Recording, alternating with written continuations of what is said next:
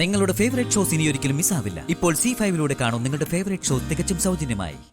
സച്ചേട്ടാ, ഇനിയിപ്പോ ദേഷ്യപ്പെട്ടിട്ടോ അവനെ കുറ്റം പറഞ്ഞിട്ടോ കാര്യമുണ്ടെന്ന് തോന്നുന്നില്ല. പിന്നെ ഞാൻ അവനെ അഭിനന്ദിക്കണോ? കേട്ടില്ല താൻ? ആതിരെ വേണമെങ്കിൽ അവൻ ഡിവോഴ്സ് ചെയ്യാന്ന്. ഇങ്ങനെയൊക്കെ പറയുന്ന അവനോട് ഞാൻ സ്നേഹത്തിൽ സംസാരിക്കണോ, വാത്സല്യത്തോടെ പെരുമാറണോ? ആദ്യം ഞാൻ പറയുന്ന സച്ചേട്ടൻ ഒന്ന് കേക്ക്. ഇത്രയും നാൾ ഇന്ന് രാവിലെ വരെ സന്ദീപ് ഇങ്ങനെ ആയിരുന്നോ? ഞാൻ കണ്ടിട്ടും അറിഞ്ഞിട്ടും മാസങ്ങളെ ആയിട്ടുള്ളൂ. സച്ചേട്ടൻ കുഞ്ഞിലെ മുതലേ അവനെ കാണുന്നതല്ലേ. അതിനിടയ്ക്ക് എപ്പോഴെങ്കിലും സന്ദീപിനെ ഈ അവസ്ഥയിൽ സച്ചേട്ടൻ കണ്ടിട്ടുണ്ടോ? ഉണ്ടാവില്ല, എനിക്കറിയാതെ. അർച്ചന, അവൻ പറഞ്ഞു കേട്ടില്ലേ, അനഘയുടെ ജീവൻ വെച്ചൊരു പരീക്ഷണം നടത്താൻ അവന് വയ്യെന്ന്. അനഘ അങ്ങനെ ഒരു അബദ്ധം കാണിച്ചത് ഇവന്റെ ആതിരയുടെയും വിവാഹം കഴിഞ്ഞ കാര്യം അവൾ അറിയാത്തതുകൊണ്ടാ. അതറിയുമ്പോ അവൾ വീണ്ടും ചിലപ്പോ ആത്മഹത്യക്ക് ശ്രമിച്ചെന്നിരിക്കും എന്ന് കരുതി അത് പേടിച്ചിട്ട് ബാക്കി നടന്ന കാര്യങ്ങൾ മുഴുവൻ മറന്നൊരു തീരുമാനം എടുക്കുകയാണോ ഇവൻ ചെയ്യേണ്ടത്? അച്ഛനോടെല്ലാം ഏറ്റുപറഞ്ഞ് അതിനൊരു സൊല്യൂഷനല്ലേ കാണേണ്ടത്? ചിലപ്പോ അതിന് പറ്റുന്നൊരു സാഹചര്യത്തിലല്ല അവനുള്ളതെങ്കിലും ഇന്ന് രാവിലെ നിന്ന നിൽപ്പിൽ അവന്റെ മനസ്സ് മാറിയെങ്കിൽ അത് അവന്റെ മാത്രം ആലോചനയിൽ വന്ന ഒന്നല്ല. എനിക്ക് ഉറപ്പുണ്ട്, സന്ദീപ് ഒറ്റയ്ക്ക് വേഗം എല്ലാം മറന്ന് ഇങ്ങനൊരു തീരുമാനം എടുക്കില്ല.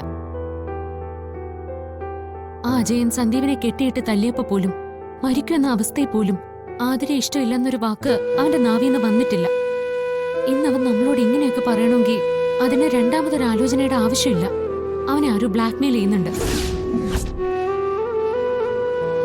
അത് പക്ഷേ അനഘയുടെ കാര്യം മാത്രം പറഞ്ഞായിരിക്കില്ല.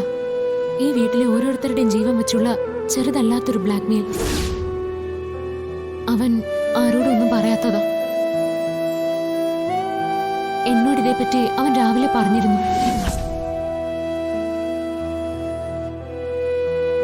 അവനെ ആരോ വിളിച്ചിരുന്നുവെന്നും ഭീഷണിപ്പെടുത്തിയെന്നും. പക്ഷേ ഞാനത് ഇവനാരോ പറ്റിക്കുകയും ചെയ്തതാണെന്ന് കരുതി നിസ്സാരമാക്കിയെടുത്തു. പക്ഷേ അതത്ര നിസ്സാരമാക്കി എഴുതി തള്ളാൻ പറ്റിയൊരു കോളല്ല സച്ചേട്ടാ. എങ്കിലതവൻ എന്നോട് പറയണ്ടേ? അതിന് പരിഹാരം ഞാൻ കാണില്ലേ?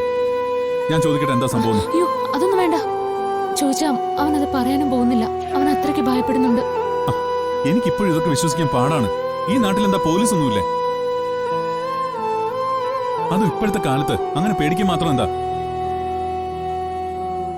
അവനത് തന്നോട് വെറുതെ പറഞ്ഞതാവും. അനഘയുടെ ആത്മഹത്യാ ശ്രമവും അതുമൂലം ഉണ്ടായ പ്രശ്നവും കാരണം അവൻ ശരിക്കും പേടിച്ചിട്ടുണ്ട്. പണ്ടേ എന്തെങ്കിലും ചെറിയ കാര്യം മതി അവന് വിറയിൽ വരാൻ. അതാണ് നമ്മുടെ പ്രശ്നവും അവരുടെ വിജയവും. വിളിക്കുന്നവർക്കും ഭയപ്പെടുത്തുന്നവർക്കും അറിയാം ഇത് സന്ദീപ് വഴി ചെയ്താലേ അവരുടെ ആവശ്യം നടക്കൂന്ന്. ഈ വീട്ടിൽ വേറെ ആരെ വിളിച്ചാലും ആരും ഗൗരവത്തിലെടുക്കാത്തൊരു വിഷയം സന്ദീപിലൂടെ ഗൗരവമാക്കി അവനെ ഭയപ്പെടുത്തി നിസ്സാരമായി അവര് സാധിച്ചെടുക്കും. ഇതുവരെയുള്ള അവരുടെ കണക്കൂട്ടില് എല്ലാം ശരിയായി വന്ന സ്ഥിതിക്ക് കുറച്ച് കഷ്ടപ്പെടേണ്ടി വരും. അങ്ങനെ താൻ പറയുന്ന പോലാണെങ്കിൽ ആരായിരിക്കും? കൃത്യമായ തെളിവൊന്നും ഇല്ലാത്ത സ്ഥിതിക്ക് ഉറപ്പിക്കാനാവില്ല. എങ്കിലും ഒന്നു മാത്രം അറിയാം, ഈ വീടിനെ കുറിച്ചും ഇവിടെ ഉള്ളവരെ കുറിച്ചും വ്യക്തമായിട്ട് അറിയാവുന്ന ഒരാളായിരിക്കും ഇതിന് പിന്നിൽ.